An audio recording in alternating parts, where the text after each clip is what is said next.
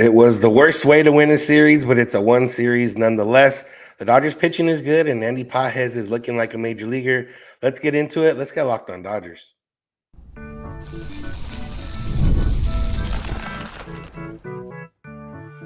You are Locked On Dodgers, your daily Los Angeles Dodgers podcast. Part of the Locked On Podcast Network, your team every day.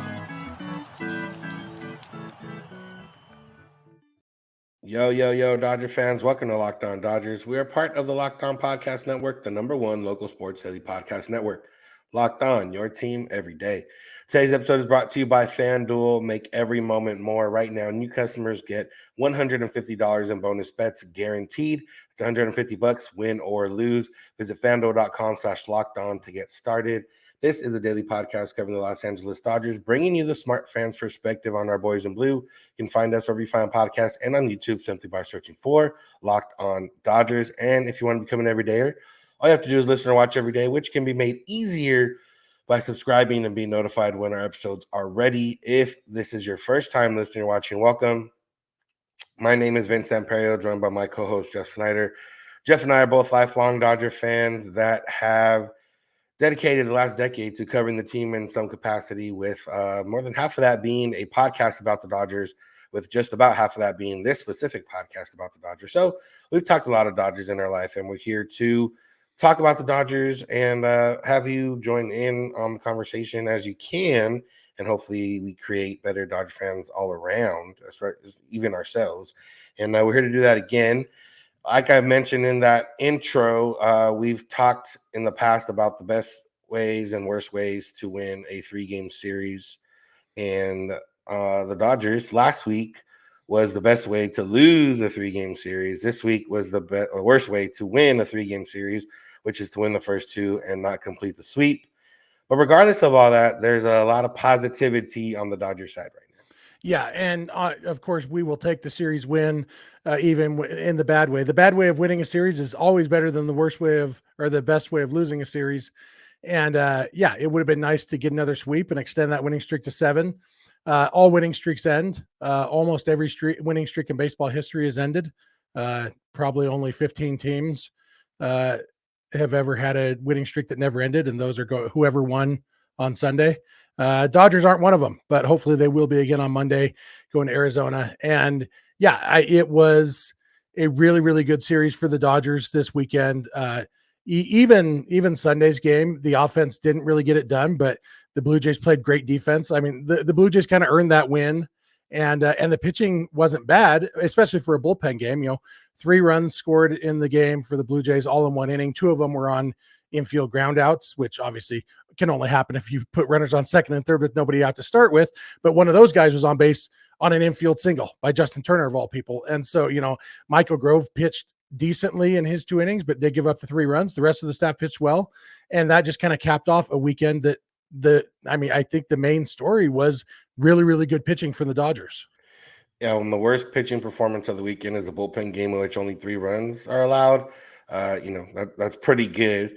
We had Gavin Stone throw his career high in innings pitched in 1 game. We had Tyler Glasnow continue his string of dominance, although he came out early after being looked at by a trainer, but it was just cramping. Get him some bananas or pickle juice or whatever he likes to use for some cramping.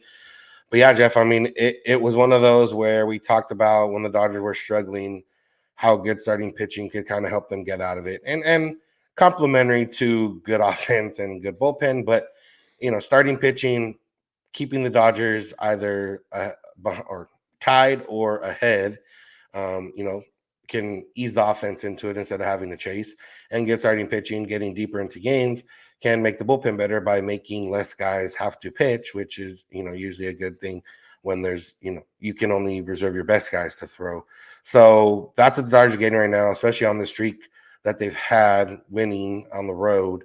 And it's, we can start with Gavin Stone because I know that's your boy. So yeah, it was good to see him get out there and have a very, very strong performance. Quite possibly, got to imagine it's his best performance so far. Yeah, I think it was. It was kind of interesting. He only struck out 2 batters, and so it was a different kind of performance necessarily than we've come to expect. And he's not a huge strikeout guy, but he's more than a 2 strikeouts and 7 innings kind of guy, which is what he was in that game on Friday. But you know what? When you're getting weak contact and you're getting early contact, you're around the zone. I think the Blue Jays strategy was, knowing how killer his changeup is, it was, let's put the ball in play and try to make something happen. And, so like strikeouts, we've kind of gotten the mindset over the years that strikeouts and walks are the two things that a pitcher can control.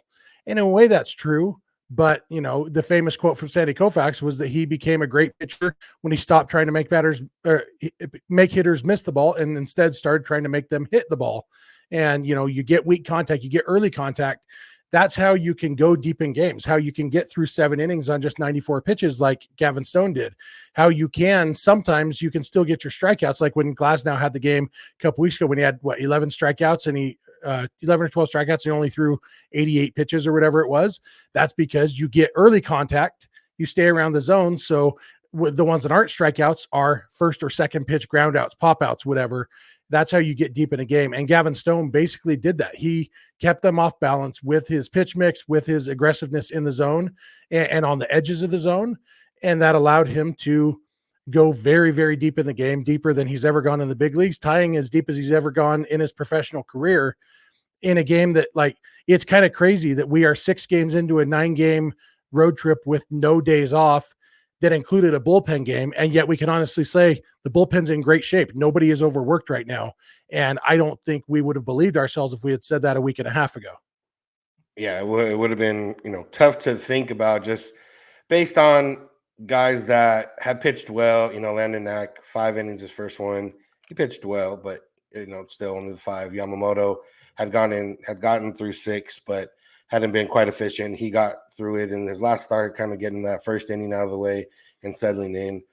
But, Tyler Glasnow is, I would imagine, one of the front runners, if not the front runner for National League Cy Young right now.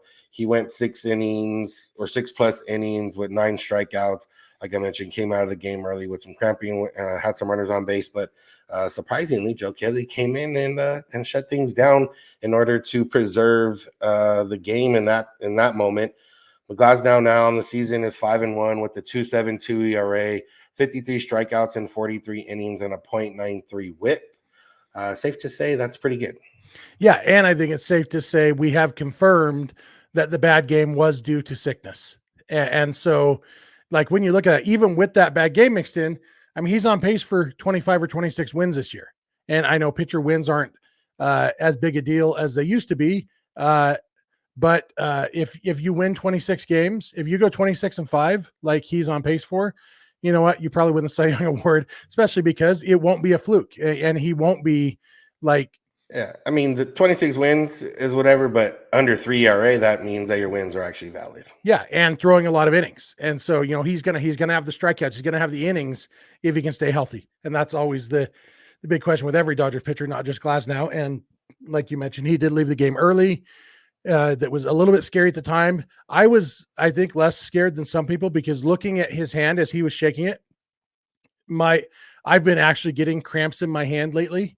And the way he was holding his hand, like it wasn't this hurts. It was I can't straighten my fingers right now kind of thing. It was to me, it was clearly a cramp. I get my cramps for different reasons. I get mine because I'm old and arthritic, but he's, young and athletic, which is almost the same as old and arthritic. But it was pretty. When you have a rainy day in Toronto, they closed the dome, probably locked in a bunch of that humidity and just, it got to him. Luckily, it didn't get to him till the 7th inning, and the Dodgers had a decent lead at that point, and so it wasn't really a big deal. But yeah, I was glad to hear Dave Roberts say after the game that his level of concern is 0 on that, because it really was there. It wasn't an injury; it was just a cramp, and so hopefully, all I'm wishing for is for Glasnow to stay healthy from now until November 3rd or whatever it is. Yeah, ideal world. Let's talk next about Andy Pages, who came up, got that hit on the first swing he ever did in the big leagues. Struggled a bit, but is now looking like a legit big leaguer, at least 43 at-bats into his career. So make sure to keep it locked on Dodgers. Today's episode is brought to you by DoorDash. This Mother's Day, get something thoughtful for mom, and you can get help with DoorDash. You can surprise her wherever you are with fresh bouquets, the latest tech, gift cards, self-care treats, and more to make her day that much better.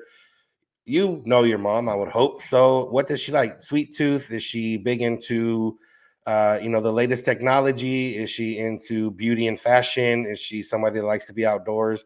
Whatever she is, you can get help from DoorDash to get delivered to her, whatever that could possibly be. You can shop with savings, because if you get a Dash Pass membership, you can save with a $0 delivery fee and reduce service fees on eligible orders from Dash Pass merchants that meet the minimum subtotal. Other fees, including service fee, apply. Terms apply. We'll go get the thoughtful gifts that she deserves with the convenience that you need. Get all your Mother's Day gifts all in one place. Get 50% off your next order, up to $15 when you spend $15+ on your next flour, convenience, grocery, or retail order now with code LOCKEDONMLB. Go get the DoorDash app, put the code LOCKEDONMLB, and you get 50% off your next order, up to $15 when you spend $15 on flour, convenience, grocery, or retail order. Order now and get everything you need for Mother's Day on DoorDash. Use code LOCKEDONMLB for 50% off your next order, up to $15 when you spend $15+ on your next flour, convenience, grocery, or retail order on DoorDash. That's promo code LOCKEDONMLB. Order using DoorDash today. Terms apply. This episode is also brought to you by Monopoly Go. We got to talk here about Monopoly Go. And I know you may be thinking, oh, flag on the play. We've talked about this a lot, but there is just so much to get into about Monopoly Go, because you can team up with your friends for timed tournaments where you work together to build up each other's boards. The more you win together, the more awesome prizes you unlock. And there's so much to get. You get unique stickers that you can trade with friends to complete albums for big prizes. You get the cool new playing pieces to travel your boards with. You get hilarious emojis for taunting friends when you smash their buildings or heist their vaults. And Monopoly Go feels new and exciting every day with constantly changing tournaments and challenges, including their own unique mini games like digging for treasure or a robot pachinko machine. And there's always new timed events that help you win big, like massive multipliers for everything you win, or rent frenzies. There's always something fun to discover in Monopoly Go. So get off the bench and go and download it now on the Google Play or the App Store for free. Game on. We want to thank you for making Locked On Dodgers your first listen of the day. Make sure to find us wherever you get podcasts and on YouTube. You can subscribe and get notified when our episodes are ready for you. If you're on YouTube, you can also go find Locked On Sports Today and get the free 24/7 sports streaming channel program for you every day to bring you the biggest stories without all the screaming that you may hear on other channels. Locked On Sports Today brings you can't miss analysis, opinions, news, streaming 24/7 on YouTube or the free Amazon Fire TV channels app. Part of the Locked On Podcast Network, your team every day. You can also go to Locked On Sports Los Angeles to get the same thing, but for LA sports. That's where you can find Pete Fox after most Dodger games with the Locked On Dodgers postcast, available on the Locked On Sports Los Angeles YouTube or on our audio feed. All right, Jeff. So Andy Pages has had a bumpy start to his career, but when you look at the numbers after his first 43 at-bats, they look pretty good. He is sitting at a 302 average with an 861 OPS. He's got a couple home runs, 5 RBI, and 10 runs scored. The 10 runs scored stands out because we've talked a lot about the bottom of the order the last few weeks, and what we said was the bottom of the order guys can just get on. They're more than likely to score once the top of the order comes up. And, Andy Pages has followed that to a T and been very, very valuable for the Dodgers, and someone that, Jason Hayward's not close to returning, but even if he was, the Dodgers would be having those conversations of, okay, now what do we do? Yeah, I mean, Andy Pages, he's a big leaguer, and we've seen it, especially in the last week or so. In his last 7 games, he's batting .379, and maybe most remarkably, only 2 strikeouts in 29 plate appearances. That's a 6.9% strikeout rate. That's after striking out 8 times in his first 16. 8 times his first. That's 50%. I did that one in my head. 8 divided by 16. So 50% strikeout rate in his first 4 games. and 6.9% in the last 7 games. Obviously, I don't think Andy Pages is a 6.9% strikeout guy, but I don't think he was that 50% strikeout guy either. And I think what we're seeing is that that correction, that adjustment. And so he's putting good swings on the ball too. Like he's a guy who comes up and, you know, there's some guys who, when they come up, you think, okay, just get lucky, or, you know, maybe he'll get hit by the pitch, or, you know, I've seen him get a hit before. It could happen, but Pages, he comes up and you expect, I expect a line drive right here.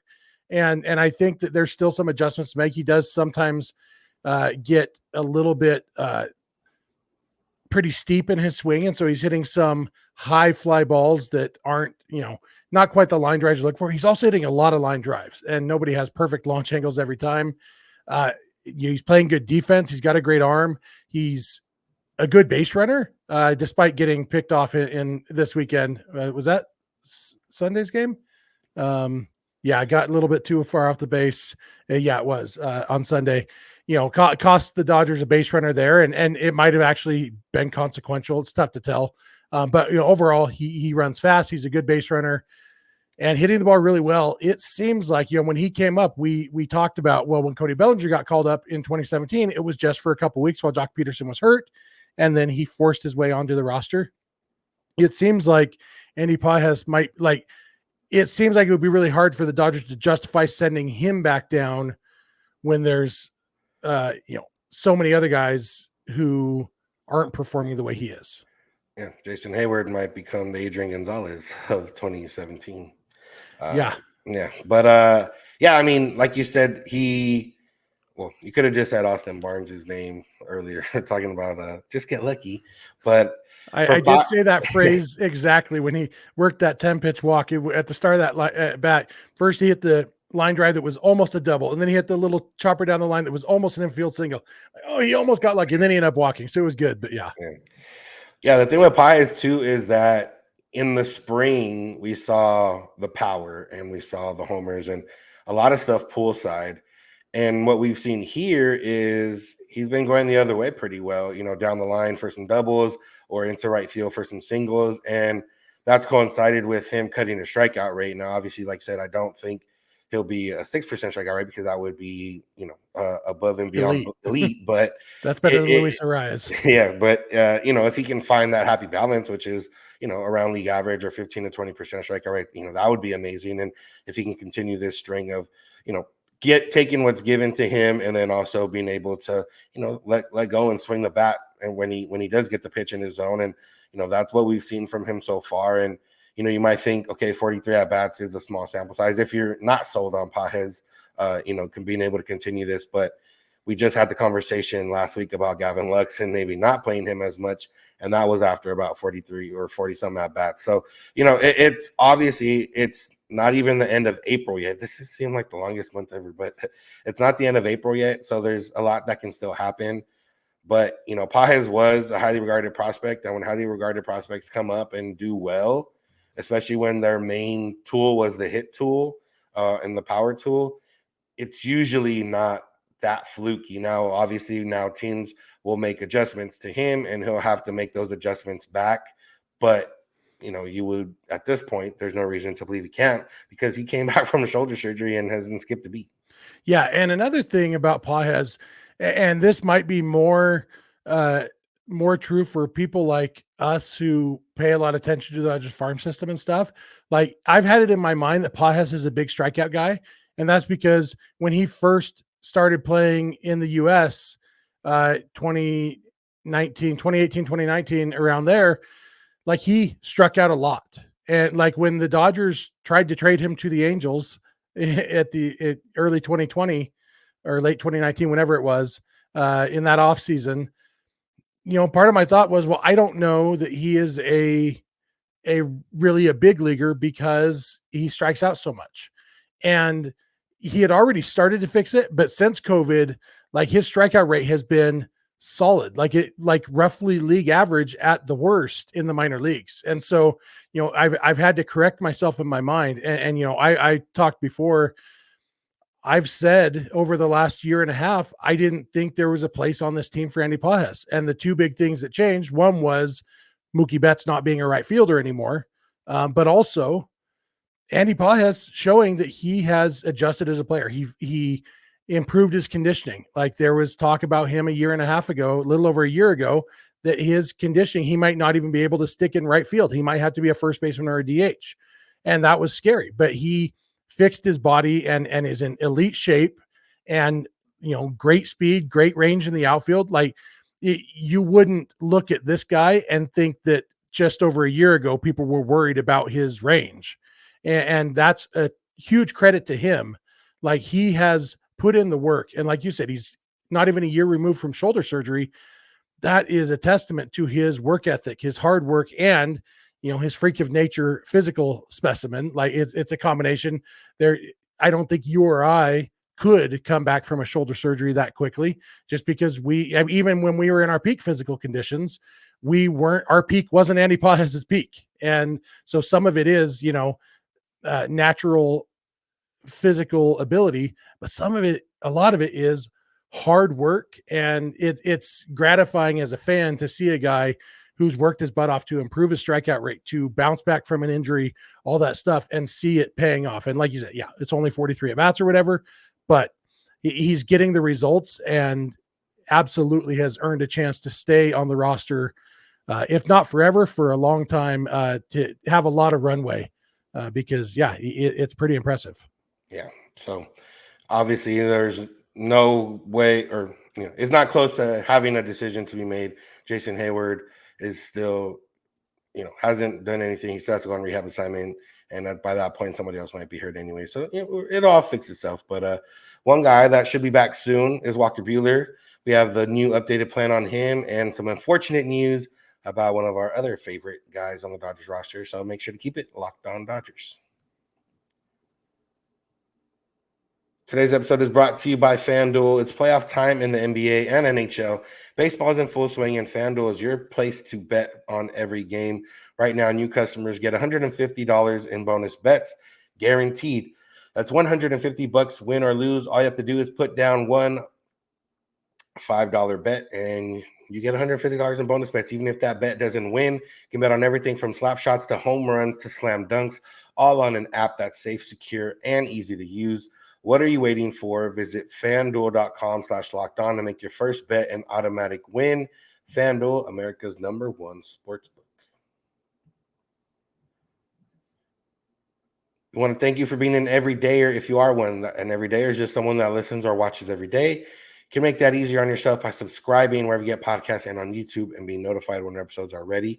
And if you want to go beyond the podcast, you can do so by going to joinsubtext.com/lockedondodgers and get in a text message-based service where we are texting you updates from around the Dodgers organization and our thoughts and reactions to other things going on in the Dodger world, or even sometimes the baseball world, depending on what's going on. But either way, and you have direct access to us being able to text and ask us questions or ask our thoughts or whatever else case. So that's joinsubtext.com/lockedondodgers.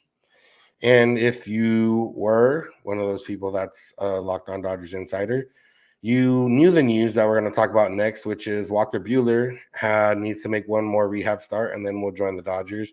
And then after that, we'll talk about the unfortunate news that Kyle Hurt went on the 60-day injured list, so we're not going to see him for a little while. But first, let's start off with Buehler. We talked about, after his last rehab start, kind of what we thought the plan may be or what it could be, and also how he was coming up on the amount of time he was able to serve his rehab assignment without having to ask for an extension. But it looks like we're not going to have to worry about that because Walker Buehler should make one more start in the minors and then come up for the Dodgers. Yeah, and that'll be good to get Buehler back, regardless of effectiveness. It's going to be a ramp-up time. I think the Dodgers may need to rely on their offense to score a few runs in Buehler starts. I don't expect him to necessarily come back and immediately be a Cy Young contender caliber pitcher. But having him back in the rotation will be nice. It'll be interesting to see what the Dodgers do. We've advocated for a 6-man rotation, especially since they have been doing bullpen games so regularly. Seems like a 6-man rotation flows pretty nicely. But the downside of the 6-man rotation is you then lose a reliever.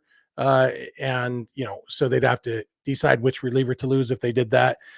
That'll be interesting to see. Another thing it'll be interesting to see is just when they do bring him back, because he's pitching on Tuesday in Oklahoma City, which would put him, in line to start on Sunday on regular rest if they wanted to in LA. Sunday, the Dodgers play the Braves. Monday, they play the Marlins. And as far as, we had a question from one of our insiders a couple of weeks ago about why teams don't, I think we talked about it for a little while, why teams don't just have guys do their rehab assignments in the big leagues. And some of that is taking up the roster spot and everything. I think starting against the Marlins in your first start back would be as close as you can come to doing another rehab start in the big leagues, because the Marlins, as of right now, have the worst record in baseball. They have 6 wins, which I think is tied with the White Sox for the fewest wins, but 1 more loss. So they have the worst record in baseball, and they've earned it. It's not a fluke. They are a bad team, which is kind of crazy because they were a solid team last year. But maybe that would make sense for Buehler's first start, huh? Yeah, and we talked about this specifically for the Marlins. If Buehler was to come back, maybe they hold him off for that series. I would imagine that would be the case anyways. I don't think they're going to put him out there on 4 days rest after rehab start, 4 days rest, and then hey, you're back in the big league. So they're giving everyone else 5 days rest. I would imagine Buehler. So it would make sense for that to happen. And like you said, I think it's just an easier way to ease. Not that Walker Buehler and not the Marlins are not capable of scoring runs, but the Braves are very capable of scoring runs, and it's just a much harder dynamic. And for Buehler, not that he lacks confidence, and not that one bad start would ruin his confidence, but it might be just a little bit better to face the Marlins first. Yeah, the Braves have scored 149 runs in 26 games. The Marlins have scored 102 runs in 29 games. So, yeah, it's probably not our hottest take to say that the Braves are a better offensive team than the Marlins. It'll be interesting to see. Dave Roberts did say before the game on Sunday that Glasnow would have a week between starts, or a week before his next start. Robert specifically said, "Don't quote me on this," and here I am quoting him on it. He probably knew he was talking to reporters when he said that, but that would make sense with the bullpen game and then the off day on Thursday. That's your 2 extra days of rest there. But it seems like they're not planning on shifting the rotation around because of the off day to take away, to skip anybody's start or anything. So yeah, it'll just come down to where they want Buehler to slot into the rotation, and I think the Marlins is a good choice. I'm excited to see Buehler back on the mound. Honestly, I'm a big Walker Buehler fan. He's fun to watch, and I'm hoping that, like you've talked about in the past, the adrenaline of pitching in a game that actually matters will help him dial in, and we can see at least flashes of classic Walker Buehler. Yeah, that's what I'm counting on. The unfortunate news of Kyle Hurt going to the 60-day injured list hit the Dodgers. Nabil Krismat was back on the team this weekend, or on Sunday specifically. He was fine, and then he went on the injured list all of a sudden, and then he's on the 60-day injured list. So that's not a good sign, and kind of tough for someone that we had a good start to the season, for someone that was advocating for himself for a spot on the roster with his pitching, and a little bit of a blow to the Dodgers' potential bullpen over the next couple months, just based on the fact that he won't be there. Yeah, I've kind of gotten to the point with Dodgers pitchers to once they go on the injured list, to just assume that I'm never going to see them again, and not in a negative way. Just I don't generally say, okay, well, we'll have him back in 2 weeks. We've just been burned too many times. I fell into that trap a little bit with Brusdar Graterol early this season, and now I've just kind of accepted, okay, we may never see Graterol again. I was that way back on our old podcast. You remember when Hyunjin Ryu, it was kind of a running joke, like I didn't believe that we would ever see him pitch again. And then he did come back and pitched at an elite level, finished second in the Cy Young voting for the Dodgers. It was, but yeah, until they're back. So Kyle Hurt, I hope he gets healthy and comes back, because he is really fun to watch and really exciting. But I guess the good news for him is that he was in the big leagues when he got hurt, and so he's racking up that big league pay on the 60-day IL. That's, he just guaranteed him 60 days on the big league injured list. That's like $250,000 of free money. So, worse things, which actually this is totally unrelated, but it's a point that I've been meaning to make at some point, and it fits in here well. When we've been talking a lot about 40-man roster moves for these different things, they had to put Hurt on the 60-day to open up a 40-man roster spot for Nabil Krismat. Krismat will likely get DFA'd again at some point next time they need the spot. Who knows when that will be? But people have often asked, well, what about Nick Frost? So they could put him on the 60-day. And I finally figured out why they haven't done that. He is on the 60-day minor league IL, but in order to put him on the 60-day IL, they would first have to put him in the big leagues. And so that basically it would be, hey, we're going to pay you $250,000 to be on the IL too.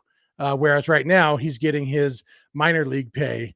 And so I think a lot of it is a paperwork thing more than anything. Like there's no point putting him on the major league injured list when he's never pitched in the big leagues and wasn't ready for the big leagues. He's on the 40-man roster, but it's not like he was ready for the big leagues. So it's not even not something you should feel bad for the guy. It's like you're a minor leaguer, you're on the minor league injured list. And so in order to use his spot, they would have to put him in the big leagues first. And that would change things a little bit.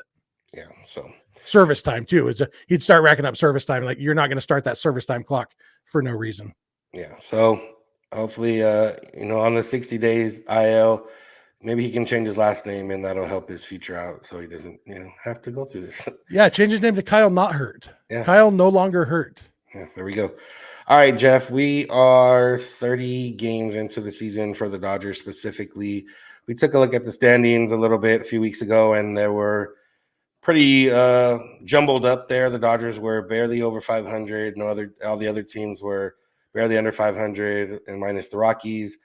And fast forward to however long it's been, and the standings look a little different now. Yeah, Dodgers different in terms of the number of games in between them. Yeah. The Dodgers are in first place and have the biggest lead of any division in baseball. They're up by 3.5 games on the Giants, who have suddenly snuck into second place, still below 500. Giants are 14-15. But the next biggest division lead is the Guardians over the Royals at 2.5 games. But the Dodgers 3.5 ahead of the Giants, 4.5 ahead of the D-backs and the Padres. I guess Padres are technically ahead by percentage points of the D-backs. And then 10 games ahead of the Rockies. The Rockies are lucky that the Marlins and the White Sox exist so that people don't talk too much about how bad they are, but they are only a game better than the White Sox, who are half a game better than the Marlins. White Sox are hot right now. They're 3-0 and undefeated in the Tommy Pham era. Yeah, the White Sox swept the Rays, and the Rays are sitting in last place in their division. Like there's some teams, the Astros and Rays, and even the Cardinals being in last place. Like the Cardinals at least finished last place last year too, I think. But the Astros and Rays being in last place in their divisions is a little wild, even though it's only 30 games into the season. Yeah, but that's the way it shakes out now. There'll be a lot of changes. Dodgers play the D-backs for the first time this week, and that's what we're going to talk about the rest of the week, that series, and then a day off. And the Dodgers are back home with the big one against the Braves. You got anything else for today's episode, Jeff? Last thing I have, it's April 29th. Well, it's 28th as we're recording this, but this is the episode for April 29th, which means it's the 7th anniversary of the Absolute Madness game, which was Cody Bellinger's first 2 home runs as a big leaguer. I think it was his 5th game in the big leagues. 1, 2, 3, 4, 5. Yeah, 5th game in the big leagues. Hit his first 2 home runs, the second of which was the second of 3 in the 9th inning to tie the game against the Phillies. Ended up winning that game, I think, on an Adrian Gonzalez infield single, which, of course, we saw Justin Turner infield single on Sunday, and think back to Adrian Gonzalez infield single. All we need now is Yasmani Grandal to complete the trifecta. Maybe some Mike Scioscia for us old people. But happy anniversary to Cody Bellinger and Joe Davis on one of his best calls as a big league announcer, the Absolute Madness game. Yeah, definitely. All right, that's going to do it for today's episode. Thank you all for listening. Thank you for making Locked On Dodgers your first listen of the day. Make sure to find us wherever you get podcasts and on YouTube. All you got to do is search for Locked On Dodgers. You can subscribe and get notified when our episodes are ready for you. You can go beyond the podcast and become a Locked On Dodgers insider at joinsubtext.com/LockedOnDodgers and text directly with us. You can go to Locked On Sports Today or Locked On Sports Los Angeles, 2 24/7 streaming channels on YouTube from the Locked On Podcast Network. You can find us on social media, Twitter, Instagram, and TikTok at Locked On Dodgers. Jeff's on Twitter at Snydog. I'm at Vincent's91. You can DM us for any questions or comments. You can also send those via email, lockedondodgers@gmail.com, or via voicemail text at 323-863-5625. We're here every weekday morning, and we hope you'll be here with us. When you get in your car, if you're at home, tell your smart device, play podcast Locked On Dodgers. And remember, you don't have to agree. You just have to listen. Have a good one. We'll talk to you tomorrow.